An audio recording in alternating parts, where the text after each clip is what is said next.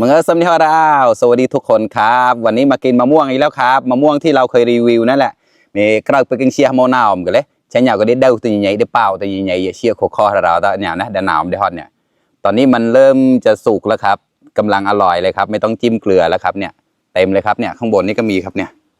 เห็นไหมเนี่ยเดี๋ยวเรามากินพร้อมๆกันเลยนะครับเนี่ยกินใต้ต้นมะม่วงเลยครับเชียร์มะน้ำกรอกเดี๋ยวนะเนี่ยเดี๋ยวเราจะกินลูกนี่ครับเนี่ยน่าเศร้าแต่นะในมีหนาวเปิดเชียร์มีหนาวหนูนะเชื่อเหรอเห็นไหมเนี่ยผมมีแกวกแล้วแต่นะเราแต้มเดี๋ยวเนี่ยเดี๋ยวอดเนี่ยเลยได้นะป้อนมาก็ได้จ้ะเนี่ยอีโมหมายโอเคมากินพร้อมๆกันเลยครับกระเชียร์มือจ้อนของเราแต่นะแป๊กเลยไก่เชียร์มีหนาวหนูนะตาวหนูเปิดซอกด้านหนาวมันก็ได้นะเชียร์แบบเฉยๆกินแบบสดๆจากต้นเลยครับเห็นไหมเหลืองเลยดิบมอยส์มาก็ได้แล้วเนี่ยมาชิมกันเลยครับอุ้ยหอมมากเมาส์มากระเมาส์วะอันนี้เขาเรียกว่านกขมิ้นนะ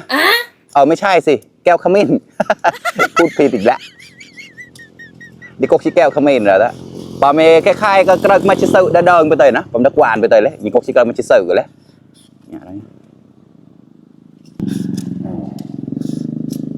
หอมมากเมาส์วะทิ้งเชียร์แล้วถ้าโคเดกรองๆกันเลยเนี่ยได้เปล่าอ่ะเคยกินแต่ตอนที่ยังไม่สุกนะแต่ตอนนี้มันเริ่มสุกแล้วหอมมากเลยอุ้ยชื่นใจมากินกันเลยครับเพื่อนๆโอ้ยกล้าได้กล้าเห็นไหม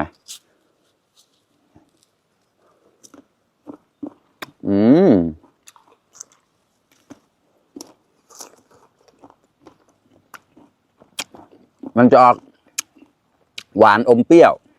ได้เปรี้ยวแล้วข้อมาก่อนเห็นไหมร้องอีกหมด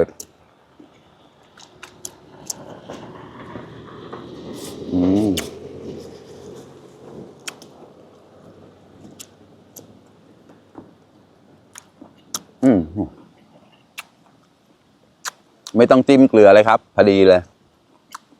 โอ้แต่ล็อกเบอร์นะ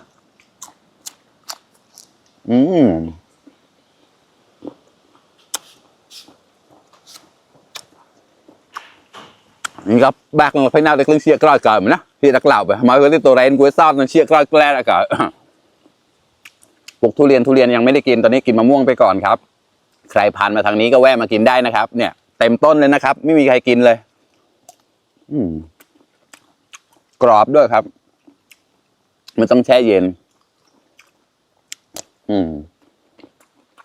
เขาจะใช่กับกรอบนะดาดส้วน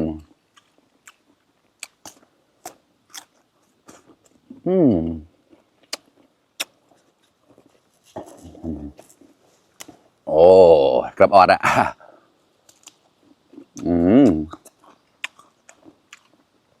อร่อยมาก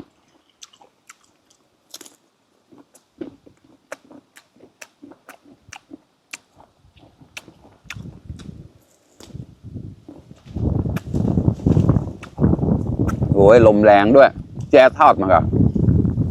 ดูสิแจ๊ทอดมาค่ะ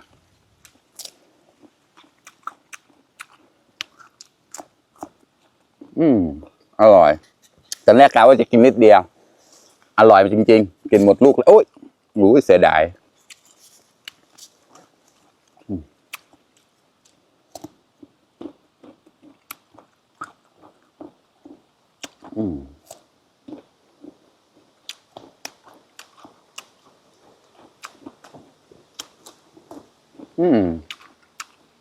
อร่อยต่อกันเลยมันน้ำแปลงแบงน้ำปวยแดงนะและน้ำแกล้กับซอสบ้าเป้าหมายเท่าไรน้ำเน่ากับซอสลายเรานะนายนี่เก้าแต่แหลกแบบละต่อยนะนายนี่ปอดแต่ลมแรงแจ๊ทอดมาในเปล่านะ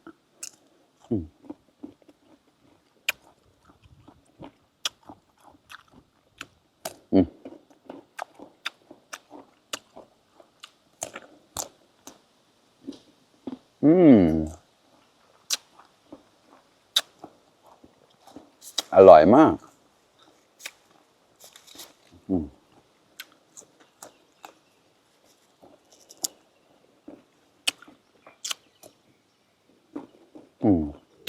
ใส่ไม้อะหล่นอีกแล้ว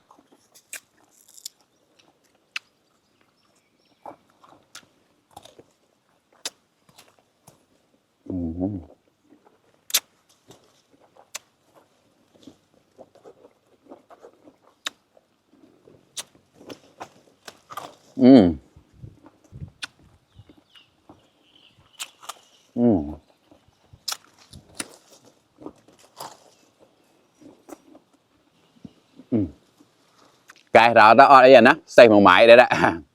เหลือแค่นี้แหละครับโอเคเพื่อนๆใครชอบนี่ฝากกดไลค์กดแชร์ช่วยเป็นกำลังใจให้ด้วยนะครับอย่าก็แต่จอดคลิปนั้นที่พันเดอร์ไลค์เดอร์แชร์เนี่ยเราต้องเล็บก้อมซาวซ้ำฮอดก็ตั้งตูนราวบ๊ายบาย